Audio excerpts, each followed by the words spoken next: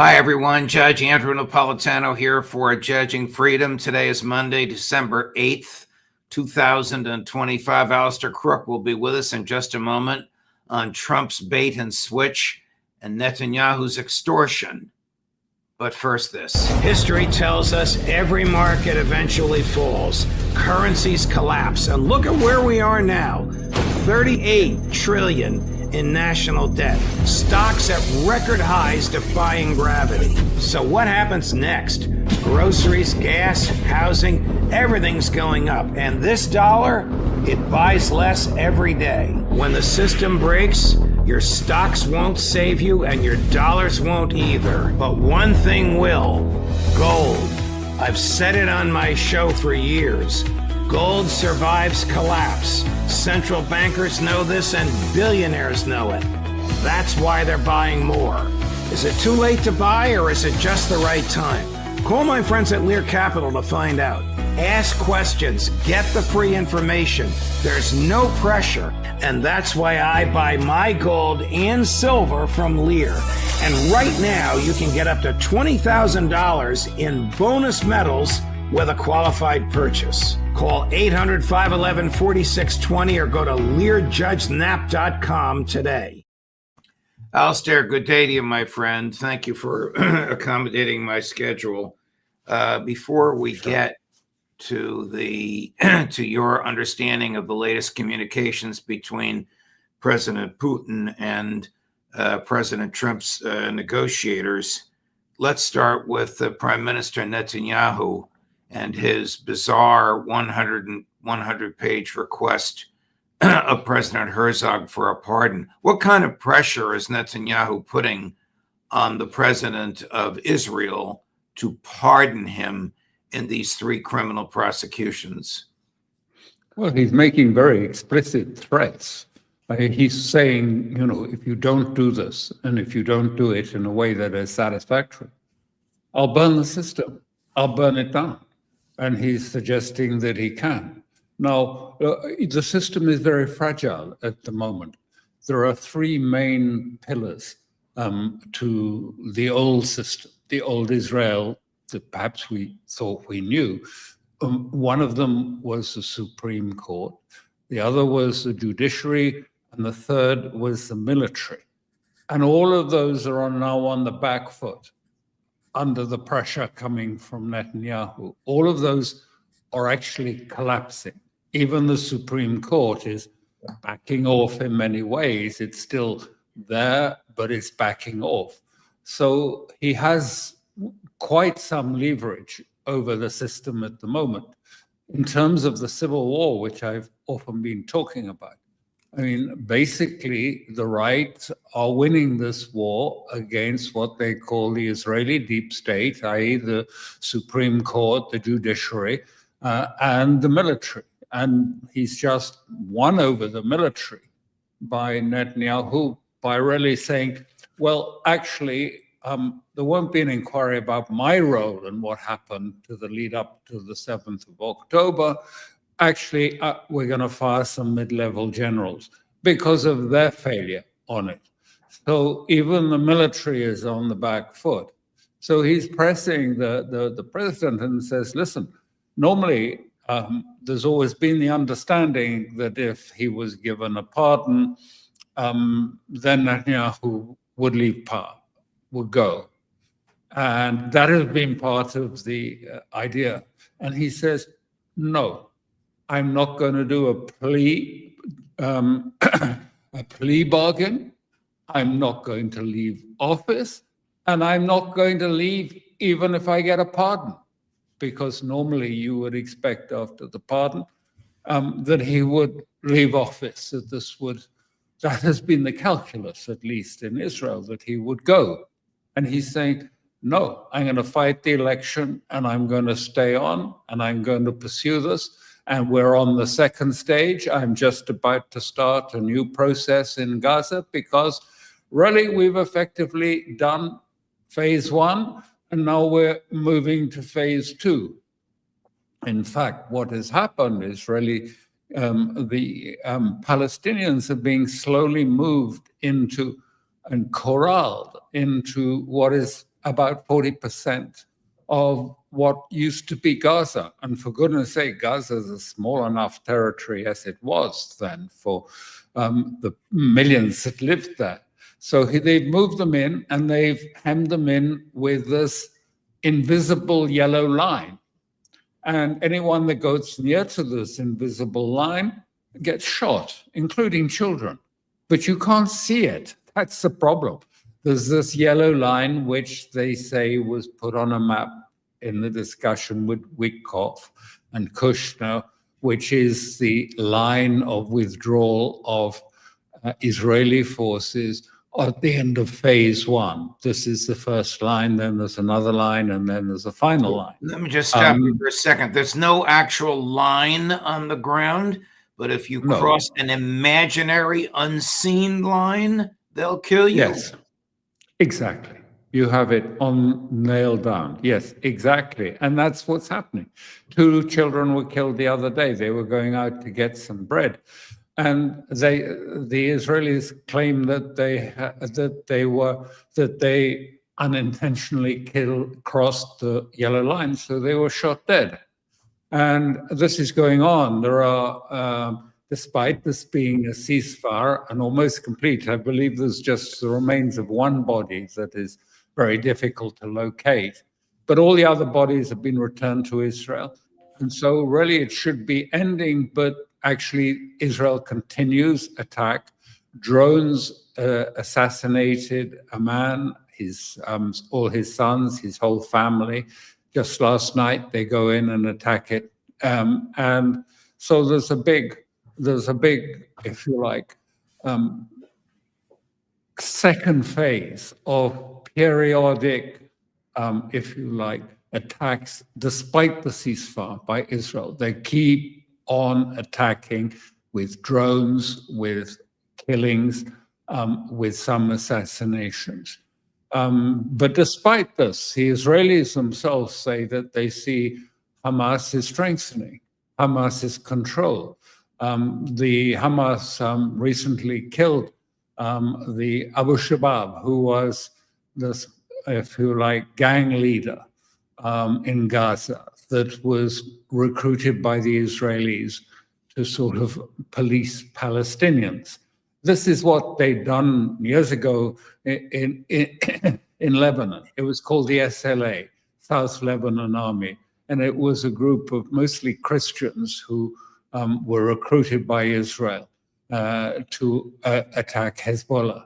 And now they did the same in Gaza, except Hezbollah killed the leader of it. And now, as I understand, many of the members of this militia that the Israelis had constructed have now defected to Hamas and have crossed over and joined Hamas. So, wow. I mean, Hamas is more in control, but in less territory. 40% Israeli, all that there is free, and the Israelis are occupying the remainder. And there's no sign that phase 2 is going to go ahead at the moment, because they're still in dispute who would be in this international security force. Many of the Arabs have said, no, we won't do that, because we won't do it at all until Hamas is disarmed. And some of the ones like Turkey, Israel doesn't want it as part of it. So it's still all up in the air. So we did the first phase of a ceasefire, and then now it's all unsettled because, Trump negotiated it through Witkoff and others, that the first phase was the only one that was detailed. Second and third phase is, who knows? We don't know who will compose this international security force. We don't know who will be put in charge of Gaza. We don't know the role of this sort of peace force of which Trump will be the chair. So we're now in unseen territory, and the conflict between Israel and Gazans is escalating. You mean Tony Blair has not yet been sworn in as the Governor General of Gaza? As absurd as that sounds. You know where he is? I don't. No, I don't. I don't know where he is. Moving on to Russia and Ukraine. Has anything material changed between the Russians and the Americans, between President Putin and the two real estate agents that Trump sent to negotiate with him from and after the 28-point plan? Well, they're being very careful and not, Mr. Putin has said various times, these negotiations are supposed to be secret, by the way, gentlemen, and we don't want to see them all over the newspapers. And so people are being quieter. But what it seems to be is that they've taken, and that at these last 5.5-hour talks, what we did hear from the Russian side, which was that because there were all these points, the Russian side went through them point by point by point, saying, this we can talk about, no, this is our position, and then explaining at some length what is the Russian position on these other elements that they find problematic. So it seems that was the substance. Now, it seems, we don't know for sure, but it looks as if really the basis of the talks hasn't much changed. It's still about a temporary ceasefire. It's still about whether there is some sort of cessation of hostilities in two oblasts or not. And I think what one can really say about this at the moment is, from the Russian side, I don't think that there is going to be a resolution of this impasse by a temporary ceasefire. I know that's probably what Trump would like. And I think also we will continue to see the disintegration of the Ukrainian army, but also its political structure in Kiev is disintegrating. And I don't think that's going to stop. It's going to continue.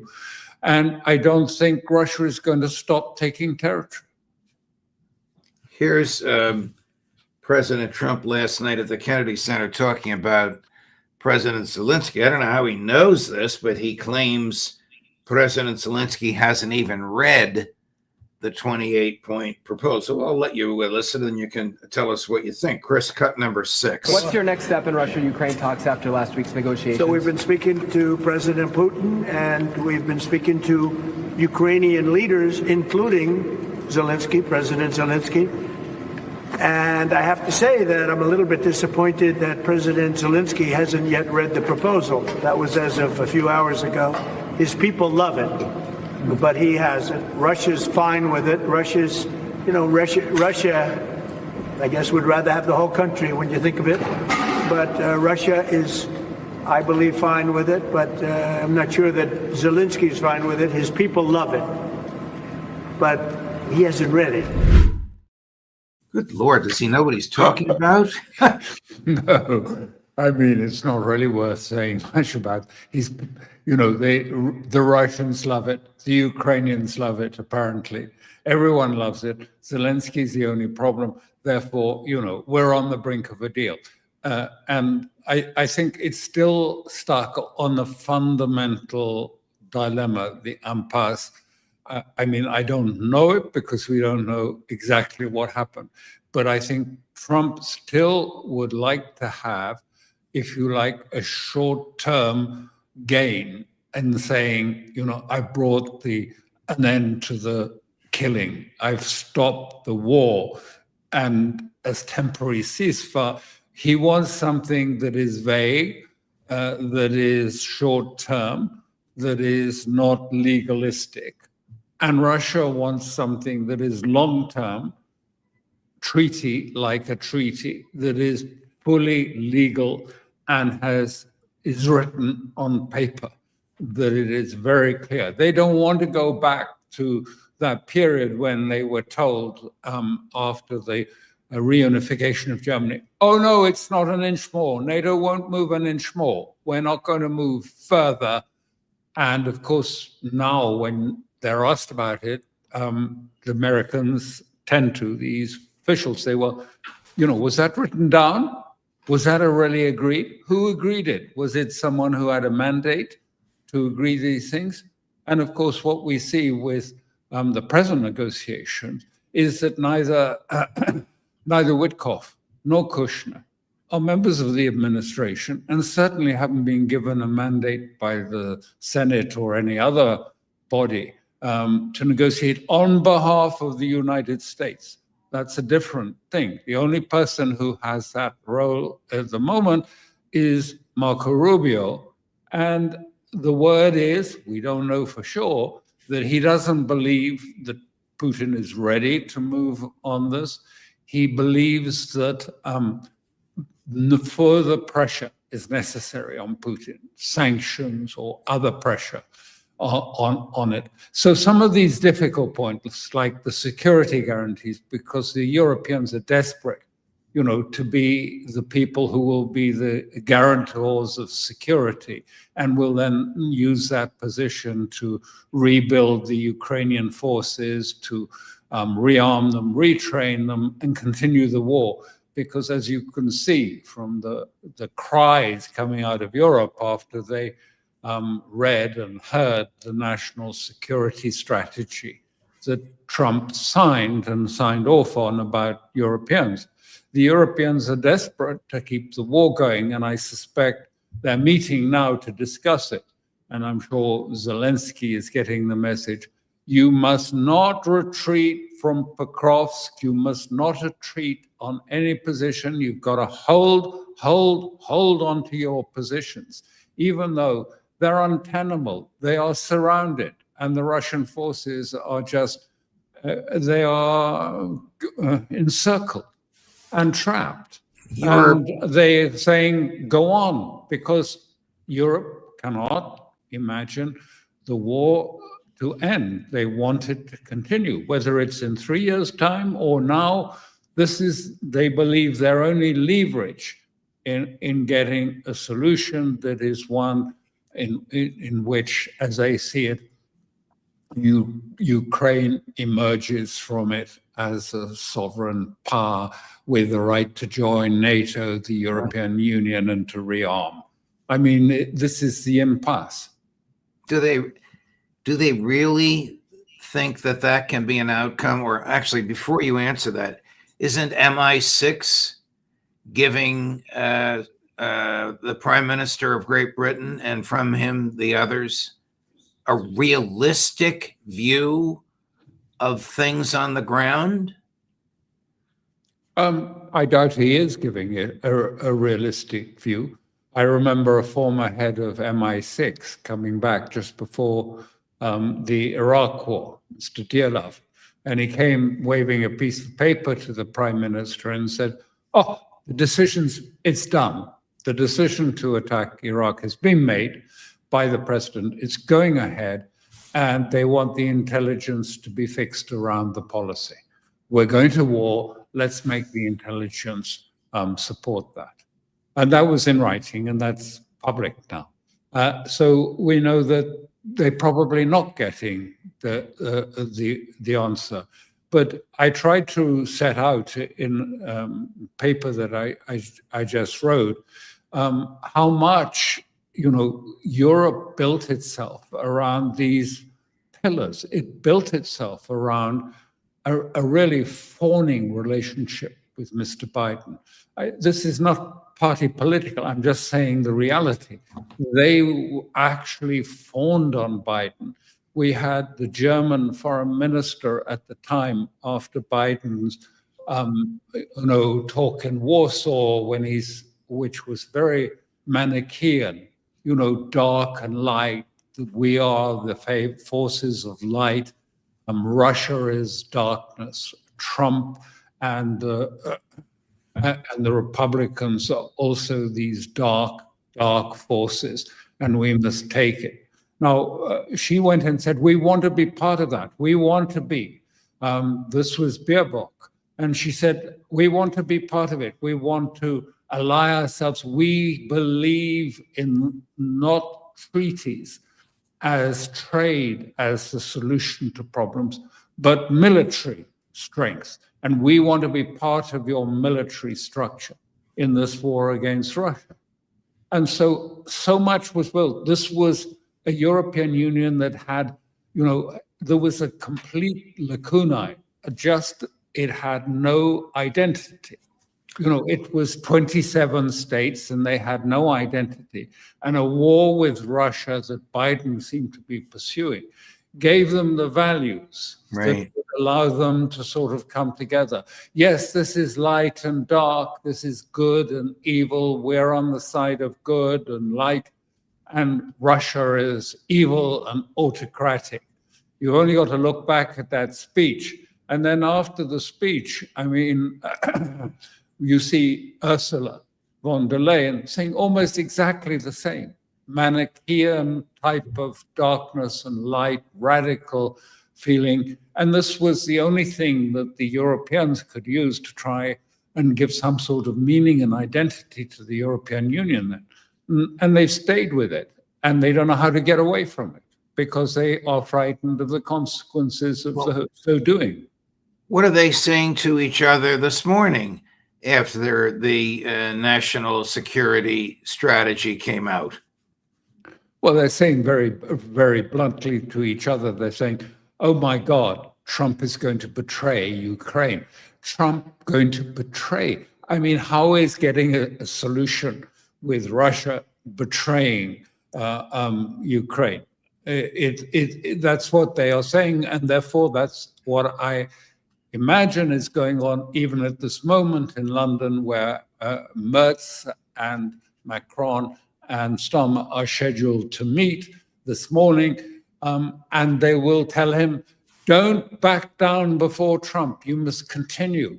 The war must go on. You mustn't, even if your troops are surrounded at Pokrovsk and in these other cities, stay there, keep fighting. You mustn't back down, so that we can put pressure on Trump to change his position. So this is, I mean, really, we're going back to the sort of end of the last war when Europe played this game, perhaps with more than a little willing Roosevelt. Pearl Harbor, bring America into the war against, then it was against Germany. Now they want something. They thought that perhaps the sinking of all those tankers in the Black Sea, they're looking for some sort of major incident, like the sinking of 3 tankers. I don't know who they all sunk, but the attacks on the 3 tankers in the Black Sea, or something, an incident over the Baltic, something that they can then try and use to show how outrageous it was. It's Pearl Harbor again. It's 9/11. America must join the war, must continue to get engaged. And they know they have some support in America, in people like Kellogg and even perhaps Rubio, who believe, no, this, you can never get a settlement with Russia. You just have to put pressure on them and weaken them. Do the American, I don't know if the word negotiators is right, because as you say, they represent the president, not the government, Witkoff and Kushner. Does the American side honestly think it can shake or move President Putin from his fundamental, regular, consistent, unchanging demands? Well, what they're trying to do, but this is very much, you'll be familiar with it from New York, they're trying to use, spread the loot around, the money. And so a lot of this is this sort of focused on, that some of the money for reconstruction for Ukraine, maybe some of that will be jointly, some of the projects will be joint between Russia and America. Europeans might be allowed some small part of it. It's, it's the, New York real estate idea, get hold of the stakeholders and try and give each of them a slice of the cake, and then a deal will be done. But it's not going to be like this, because what Russia wants is not a deal constructed by Witkoff and Kushner, which later they'll say, oh, was there a deal? Was there something written down? No, we wrote nothing down. No, Putin needs to have this nailed down on paper legally. And it's not just about the territories of Ukraine, it's about the security architecture, it's about NATO in this post-war era moving closer and closer to surrounding Russia. And that's what he wants to have absolutely settled in a long-term, clear, legalized understanding with the United States. Not a couple of people coming in and saying, well, we can do this and we'll take some of the money from Europe and we'll use 50% for us and 50% can be, to your businessmen and so on. I don't think it's really, I think that, I don't think it'll work. Putin is, after all, a lawyer. He's always been very careful.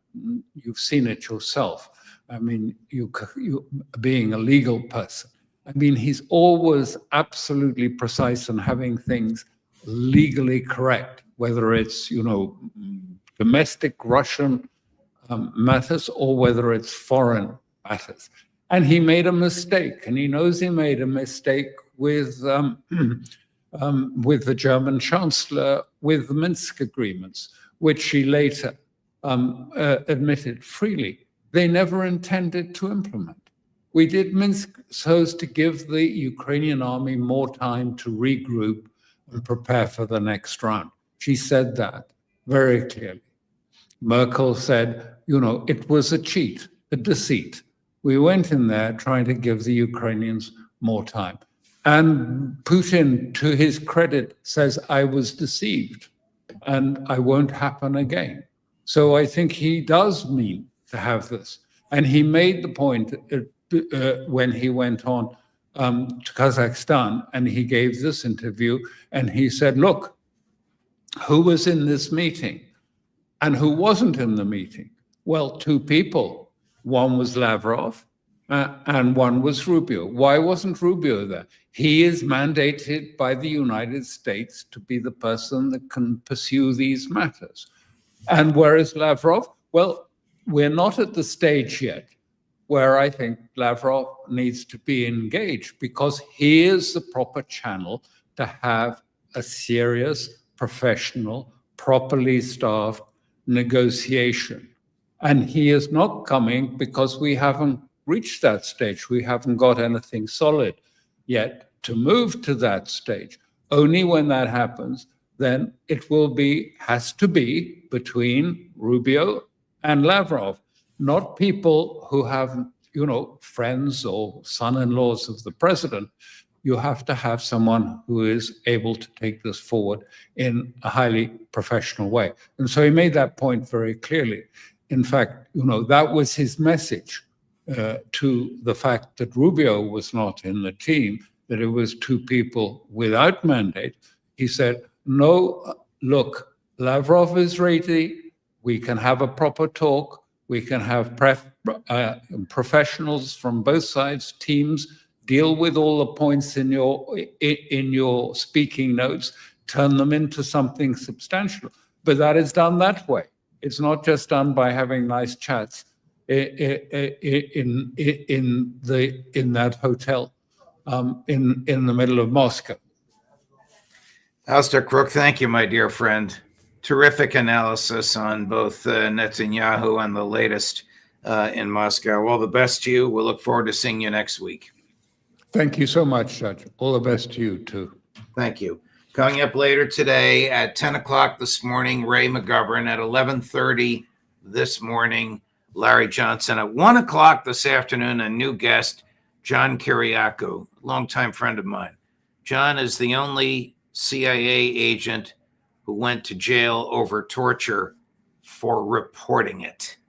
He'll tell us what he saw and what happened to him. Judge Napolitano for Judging Freedom.